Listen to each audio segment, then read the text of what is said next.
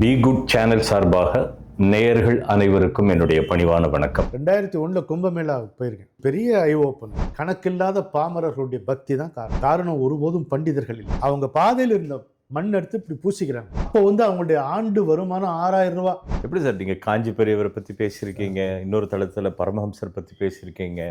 எந்த கேள்வியை கேட்டாலும் அதை நமக்குள்ள திருப்பிடுவார். தபஸ்ல இருக்க முடியுதுன்றதை காமிச்சார் சார் அவரு. உலகம் பூரா நீங்க ஃபேமஸா இருக்கிறதுக்கு காரணம் காலங்களில் அவள் வசந்தம். கண்ணதாசனுடைய சில பாடல்களும் நமக்கு குருவா இருக்குமா?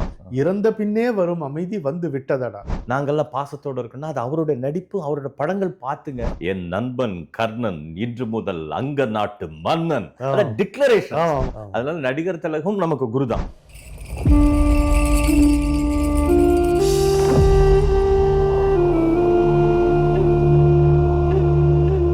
நீங்க சொல்றது அற்புதமான விஷயம். இதுதான் எங்க டிஜிஎன் ஐயா சொல்லுவார். அதாவது ரொம்ப லோடடா இருக்கும்போது எந்த சரக்கு அங்கே இறக்க முடியாது. பாருங்க சார், பகவானுக்கு ரமண மகரிஷின்னு பட்டம் கொடுத்தாரு காவியகண்ட கணபதி. அப்போ எங்க ஐயா சொல்லுவார், முடிவுல வரும்போது காவியகண்ட கணபதிக்கு கிடைக்காததெல்லாம் படிக்காத அண்ணாமலை சுவாமிக்கு கிடைக்கும். ஏன்னா அந்த லோடோட இருக்கக்கூடாது அப்படின்னு சொல்லுவாங்க.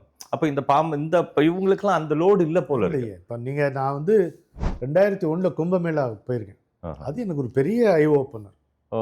இன்னைக்கும் பண்பு, கலாச்சாரம், விருந்தோம்பல், பக்தி, நம்பிக்கை இதெல்லாம் இருக்குன்னா இந்த நம்முடைய நாட்டில். அதுக்கு காரணம் ஒருபோதும் பண்டிதர்கள் இல்லை. இந்த எழுத படிக்க தெரியாத கணக்கில்லாத பாமரர்களுடைய பக்தி தான் காரணம். அதை எனக்கு கண் கூட தெரிஞ்சுக்கிட்டேன். எப்படி சொல்றீங்க? எங்கிருந்தோ தொலை தூரத்துல நடந்து வராங்க சுவாமி.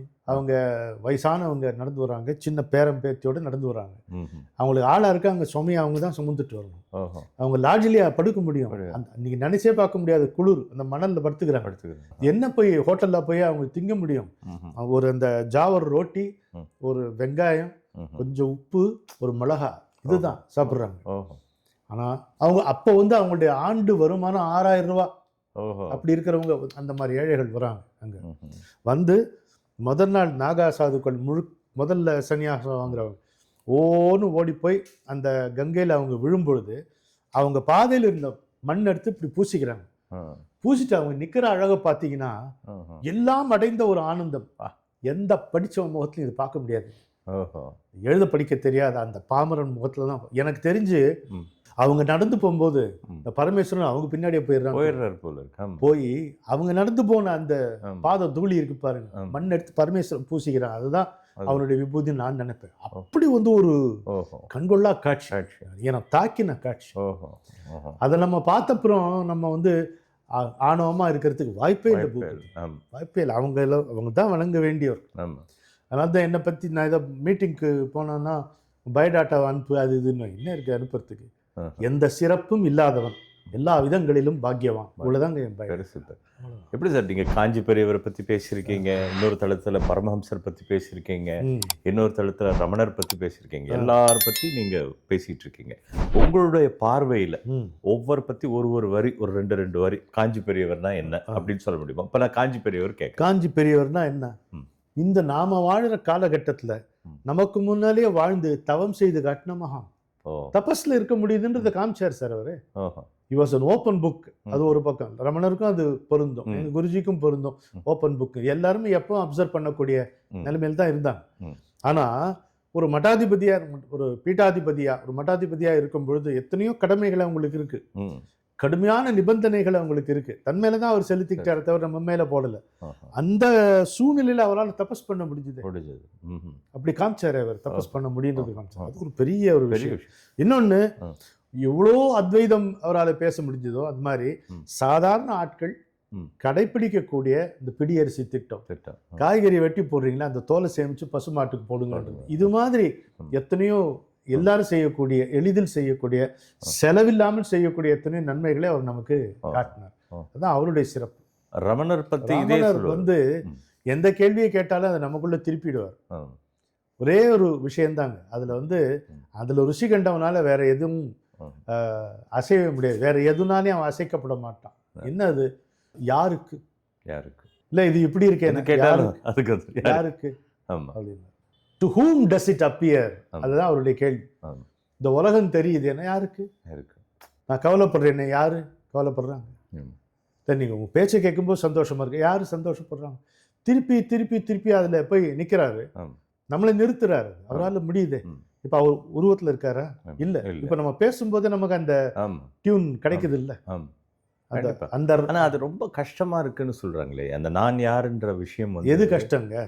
நான் யார் அது அப்படின்னு. ருசிச்சுதான் அது கஷ்டம் கிடையாது. ஓஹோ. அம்மாக்கு நமக்கு பொங்கி போடுறதுக்கு கஷ்டப்பட்டாங்களா? ம்ஹும். கஷ்டமா நினைச்சாங்களா? இல்ல. நினைச்சிருந்தா நமக்கு சோறு கிடைச்சிருக்கும். கண்டிப்பா கண்டிப்பா. இல்ல. ஓஹோ. அதே மாதிரி நமக்கு அந்த ஹையர் டேஸ்ட் ம். வந்ததுன்னா அது கஷ்டமா தோணாது. ம்ஹும். ம். ம். நமக்கு இதுவும் இருக்கு, அதுவும் இருக்கு. ம். இது ஒரு ப்ராசஸ் தான். ஆமா. நாளாக ஆக இதனுடைய ஈர்ப்பு விட்டு போய் அதுல ஈர்ப்பு அதிகமாகும் போது அது இயல்பாகி போகும். ஓஹோ. அறிவுங்கிறதும் ம். ஒரு பழக்கம்தான், பழக்கம் தான். அறியாமையை போலவே. அறியாம. Correct correct. விஸ்டம் இஸ் ஓஹோ. Also a habit like ignorance. கண்டிப்பா. இப்போ ஒரு குரு டிஃப்ரெண்ட் ஆகுதுன்னு சொல்றாங்க. ஒரு சில எல்லா குருவும் ஒண்ணுன்றாங்க. ஆனா பாடங்கள் இந்த மருத்துவம் ஒரு பேஷண்ட்டுக்கு ஒரு டாக்டர் மாதிரி குரு வித்தியாசப்பட்டுக்கிட்டு இருக்காங்கன்றது இருக்கு. ராமகிருஷ்ண பரமஹம்சர் சொல்றது ஒண்ணுதான். எனக்கு அர்ஜுனனுக்கு உபதேசம் பண்ண கிருஷ்ணர் வந்து நம்ம தர்மருக்கு பண்ணல, பீஷ்மாச்சாரியர் வச்சு பண்ண வச்சார். இப்போ இந்த வித்தியாசத்தை எப்படி பாக்குறது? இது கிளாசிஃபை ஆகுது. இதுல இன்னொரு சூட்சமும் இருக்கே பூபதி. ம். ஒரே குரு ம். எல்லாத்தையும் ஒரே விதமா பேசுறாரு, அதான். முடியாது. கரெக்ட். நம்முடைய பக்குவம் எப்படி இருக்கோ, ம். நம்முடைய ருச்சி எப்படி இருக்கோ, ம். அதுக்கு தகுந்த மாதிரி தான் பேசுவோம். ராமகிருஷ்ண பரமஹம்சர் சொல்லுவாரு, ம். நீங்க என்ன யாரு அதே கேள்வியை வேற வேற ஆள் கேட்டா வேற விதமா பதில் சொல்றீங்களேன்னா, டேய் அதே காய்கறி தான்டா, ஒருத்தனுக்கு வேக வச்சா பிடிக்குது, இன்னொருத்தனுக்கு வறுத்தாதான் பிடிக்குது, இன்னொருத்தனுக்கு சட்னி அரைச்சி கொடுத்தாதான் பிடிக்குது, காய்கறி அதுதான்டா. சாரி, அவர் மீனுக்கு சொல்லுவாரு, நான் சைவன்றதுனால காய்கறி மீனுக்கு சொல்லுவாங்க. அவங்க கல்கட்டால மீன்ன்றது கூட சாதாரணம் தானே. அப்படி அப்போ அந்த நிலைக்கேற்ப அவங்களுக்கு சொல்றது அது ஒண்ணு. இன்னொன்னு, பலவிதமான சுவைகள் உள்ள மனிதர்கள் தானே நம்ம. நம்முடைய நாக்கில் எவ்வளவு சுவை அரும்புகள் இருக்கோ, அதே மாதிரி நம்முடைய சைக்கி அதுலயும் இருக்கு, விதவிதமா இருக்கு. அதுக்கு இதுதான் பிடிக்கும், அது பிடிக்காதுன்னு. சில பேருக்கு வந்து இந்த பஜன் பண்ணிக்கிட்டே இருந்தா பிடிக்கும், சில பேருக்கு அது ஒரு தொல்லையா இருக்கும். நல்லவங்க தான், ஆனா அவங்களுக்கு அது ஒரு தொல்லையா தெரியும். அவங்கள அமைதியா உட்காந்தாதான் பிடிக்கும். சில பேருக்கு நல்ல சத்தமா விஷ்ணு சஹஸ்ரநாமம் இல்ல தேவாரம் பாராயணம் செஞ்சாதான் பிடிக்கும். சில பேருக்கு அமைதியா அவங்க வீட்டுல ஒரு பூனை மாதிரி பண்ணிட்டு வந்தாதான் பிடிக்கும். இப்படி இருக்கும். ஆனா இவங்க எல்லாருக்கும் அவர் தேவையில்லை. எல்லோருக்கும் தந்தை இறைவன், அவன் நல்லோர்க்கும் தீயோர்க்கும் தலைவன். அப்படியே இருக்கும்போது அதனால விதவிதமான வடிவங்கள்ல இப்போ ஒரே மின்சாரம் தானே, ஒன்னு ஃபேன், இன்னொன்னு லைட்டு, இன்னொன்னு ஏசி, இன்னொன்னு மிக்சின்னு இருக்குல்ல, அது மாதிரி செயல்படும். நம்முடைய தேவை தான் அதை நிர்ணயிக்குது. இப்போ நீங்கள் இருக்கிறதுனால ஒரு முக்கியமான கேள்வி கேட்காம இருக்க முடியாது. இப்போ இத்தனை குருக்கள் சொல்லிட்டு இருக்கீங்க, இப்போ இசையும் ஒரு குருவாக வருது. அந்த இசை நீங்கள் அதிகமாக உலகம் பூரா நீங்கள் ஃபேமஸாக இருக்கிறதுக்கு காரணம் காலங்களில் அவள் வசந்தம், அது கவியரசு கண்ணதாசன். அப்போ அந்த கண்ணதாசனுடைய சில பாடல்களும் நமக்கு குருவாக இருக்குமா? கட்டாயமா. அந்த பாடல் இருந்து நம்ம கட்டாயமா. எனக்கு வந்து கண்ணதாசன் மேல இருக்கக்கூடிய காதலுக்கு காரணமே இலக்கியம் அல்ல, ஆன்மீகம் தான். ஓஹோ. அது வந்து அவ்வளோ எளிமையான வார்த்தைகள் எப்படி அவரால் இதை வந்து நான் என் குருஜிட்ட பாடி காமிச்சிருக்கேன். அப்படிங்களா? இப்போ சொல்லு நான் அவர் கேட்பார். என்ன பாட்டு அது? என்ன பாட்டு? பாதி மனதில் தெய்வம் இருந்து பார்த்து கொண்டதடா, மீதி மனதில் மிருகம் இருந்து ஆட்டி வைத்ததடா, ஆட்டி வைத்த மிருகம் இன்று அடங்கி விட்டதடா, ஆட்டி வைத்த மிருகம் இன்று அடங்கி விட்டதடா, அமைதி தெய்வம் முழு மனதில் கோயில் கொண்டதடா. அவர் முன்னால உட்காந்து அதை மட்டும் எப்படி பொருத்தமா இருக்கும். இதே வந்து நான் விருத்தஜாகேஸ்வர்ல பாறையில மல்லாக்கப்படுத்திட்டு அந்த அற்புதமான காட்சிகளை பார்த்தேன். ஹிமாலயாஸ் காட்சி ஒரு பக்கம், அதிசயமான பல காட்சிகளை பார்த்துட்டு என் வாயில தேவாரம் திருவாச்சகம் வரல பூபதி, சட்டி சுட்டதாடா தான் வரும். அற்புதம். இதுல நீங்க ஒன்றுன்னு சொல்லுவீங்க, அது எங்க டிஜே ஐயாவும் சொல்லுவார். அவருடைய புஸ்தகங்கள்லாம் ஆங்கிலத்தில் மொழிபெயர்த்தார். அப்பதான் இந்த பிறக்க முன்னே இருந்த உள்ளம் வந்து விட்டதடா, இறந்த பின்பு வரும் அமைதி. இந்த நிலை எப்படின்னா கண்ணதாசன் மேல ஏதோ டியூனுக்கு பொருத்தம், அவரு தான் என்னன்றதை உணராம எழுதியிருக்காரு சார். இல்ல அது எப்பேற்பட்ட விஷயம். அதை பத்தி பேசுறான்னா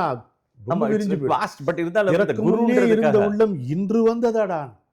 எந்த மோமெண்ட் நான் விரக்தியின் உச்சியில இருக்கும் பொழுது பிறக்கும் முன்னே எப்படி இருந்திருப்பேனோ அந்த நிலை வருது, இன்று வந்ததுடா, வந்துடுச்சு. இறந்த பின்னே வரும் அமைதி வந்து விட்டதடா. அது இன்னும் விசேஷம். அதாவது மாண்டு பறந்தவர் மீண்டும் பிறக்கும் முன் மனதில் நேருவது அமைதி. ஆஹா. எல்லாருக்குமே ஆ, அது ஆஹா. வருது. ஆஹா. இந்த உடம்பை விட்டு போகும்போது ஒரு ரிலீஃப் வருது. ஆஹா. இப்போ இந்த இசை நீங்க வந்து எப்படியோ சார், அதே மாதிரி இப்போ நான் வந்து எங்க ஃபாதர் பாலமுருகன் கதாசிரியர் ஆமா. சிவாஜி கணேசனுக்கு எத்தனையோ படங்கள் ஆமா. எழுதினவர். இப்போ சமீபத்தில் ராமனத்தினே ராமனடி படம் ரிலீஸ் ஆயிருந்தது. நான் அடடா. போயிருந்தேங்க. அப்போ ஒரு ஒரு கூட்டம் வந்துட்டு எங்கிட்ட இப்போ எப்படி சொல்றாங்கன்னா, ஐயா நீங்க நல்லா இருப்பீங்க, நல்லா அப்பா. இருப்பீங்க. ஆ. ஏன்னா நீங்க வந்து ஒரு பெரிய மகானை பத்தி பேசிட்டு இருக்கீங்க ஓ. அப்படின்னாங்க. ஆ. நான் என்ன நினைச்சுக்கிட்டேன், ரமண மகர்ஷி அது அவங்க என்ன சொல்றாங்க, நீங்க சிவாஜியை பத்தி பேசுறது. ஓ, ஆமா ஆமா. எனக்கு முதல் முறையா அப்படி கேட்டேன். அதிர்ச்சியா இருந்தது. அப்ப அவங்க சொன்னாங்க, "ஏங்க இன்னைக்கு நாங்கலாம் ஒழுக்கமா இருக்கோம், பண்பாடோட இருக்கோம், ம். நாங்கலாம் பாசத்தோட இருக்கோம்னா, அது அவருடைய நடிப்பு, அவரோட படங்கள் பார்த்துங்க." ஆ. அப்போ அவரையும் ஒரு குருவா எடுத்துக்கிறாங்க. குருவுக்கு மேல ஆ, இல்ல. நீங்க இப்ப நான் சொல்றேன், ம். நான் இதை பதிவு செய்யவே விரும்புறேன். எனக்கு சொல்லுங்க. நடிகர் திலகம் ஒரு குரு. ஓ, எப்படி? நடிப்பு கிடிப்பெல்லாம் இல்ல. ஆ. இன்னைக்கு எனக்கு சோறு போடுறது என் தமிழ். தமிழ். அந்த தமிழை எப்படி பேசணும்னு எனக்கு அவர் தானே கற்றுக் கொடுத்தார். அற்புதம். நான் அற்புதம். வகுப்பறையில கத்துக்கலையே அதை. ஆஹா.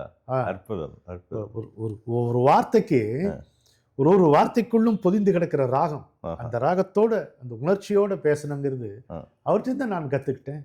ஆஹா. அது அவர்கிட்ட இருந்தா கத்துக்கிட்டேங்கிறது சீக்கிரம் உணர்ந்துட்டேன். அந்த ஓ. விதத்துல நான் இது அற்புதமான பதிவுங்கய்யா. ஏதாவது நானும் இது ஒரு தளத்துல சொல்லியிருக்கேன். ஆமாம். எங்கள் தமிழ் வாத்தியார்கிட்ட நாங்க படிக்காததெல்லாம் ஆ. நாங்கள் நடிகர் திலகம்னுடைய பேச்சில் தான் நாங்க ஆமா. படிச்சோம். அந்த உச்சரிப்பு, ஆமா. அது எப்படி சொல்லணும்னு, எதுக்கு இந்த சிலை அவருக்கு வைக்கணும்னு கேட்டப்போ ஒருத்தர் தான் உணர்ச்சி வசப்பட்டு ஆமா. சொன்னாரு. அவர் நடிகர் இல்லடா, இஸ் அன் அம்பாசிடர். ஆமா. தமிழ் வளர்த்த சான்றோர்கள் அப்படின்னு ஒரு நிகழ்ச்சி நண்பர் வாவேசு சுப்புவும் சேர்ந்து நடத்துவாங்க. எத்தனையோ சான்றோர்களை பத்தி சொன்னாங்க. நான் சொன்னேன், தமிழ் வளர்த்த சான்றோர்கள்னா அதில் கட்டாயம் இன்னி நடிகர் திலகத்தையும் சேர்த்து தான் சொல்லணும். ஆனா இந்த அறிவார்ந்த சில கூட்டம் அதை ஒத்துக்க மாட்டேன்றாங்களே சார். அவர் நடிகரா தானே பாக்குறாங்க. அது அவங்க பார்வை. ம். நம்ம பழைச்சோம்ல, நல்லா அவரை இப்படி பார்த்தோம். ஆம், ஆம். அதாவது ஒரு நடிகர் ஒரு செந்தமிழ் செறிவு உள்ள வசனங்களை பேசுறது மட்டும் இல்ல, ஆமா. சாதாரணமான ஒரு வார்த்தைகளை பேசும்போதும் ம். அவர் உச்சரிக்கிற விதம், காட்டுற பாவம், ஆஹா.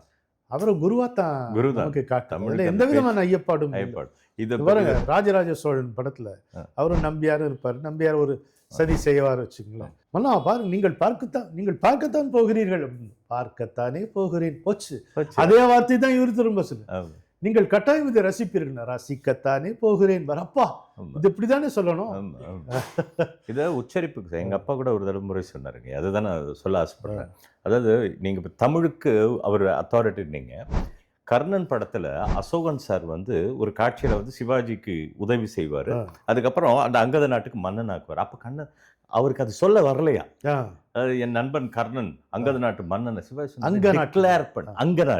அங்கநாடு. அப்போ சொன்னார், அப்படி சொல்லாத அசோகா, என் நண்பன் கர்ணன் இன்று முதல் அங்க நாட்டு மன்னன். டிக்ளரேஷன் தமிழ்ல, அந்த டிக்ளரேஷன். இப்போ இப்படி எத்தனையோ பேர் வாத்தியார்களே சார், தமிழ் வாத்தியார்களே இப்போ ஆசான்னு பேசிட்டு இருக்கோம், நம்ம குருன்னு பேசிட்டு இருக்கோம். அதனால நடிகர் திலகம் நமக்கு குரு தான். ஆமாங்க. ஒரு ரிக்ஷா கருத்துனா வருவாரு, நீ எதுக்குப்பா எனக்கு இந்த சேவை எல்லாம் பண்றேன்னு சௌகார்ஜன் அம்மா கேட்பாங்க. பாபு படத்துல, அம்மா குழுவகாய குப்பை எரிக்கிறோம்ல, குப்பையா என்ன நினைச்சுக்கலாம் இல்லைன்னு. அப்படியே நம்ம எது பொங்கி அழ வைக்குது அந்த வசனத்தை சொல்ற விதம். வேற இன்னொருத்தர் சொல்லும் போது அந்த இம்பாக்ட் நமக்கு இருக்காது. அற்புதம். இது பாபு சொன்னதுனாலங்க இது ஒரு சின்ன அடிஷன் ஞாபகம் வருது.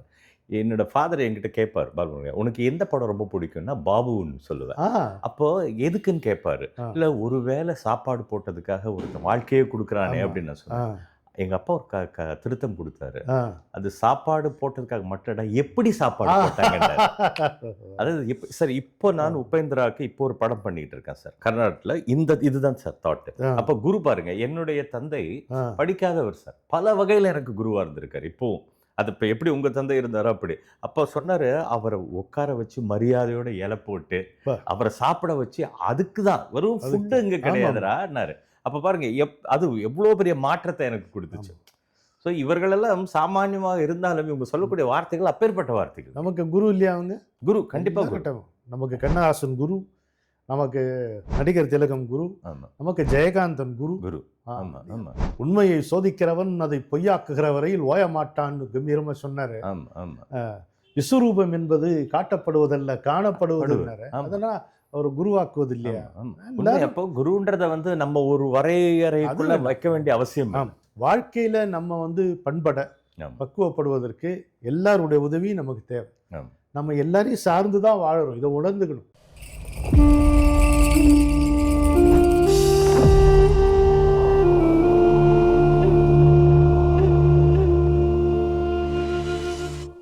இந்த பி குட் சேனலில் நல்ல விஷயம்ன்றதுனால நீங்கள் எல்லாருக்கும் போய் சேர்ற மாதிரி நல்ல எல்லாருக்கும் ஷேர் பண்ணணும்னு உங்களை பணியும்பா கேட்டுக்கொள்கின்றேன்.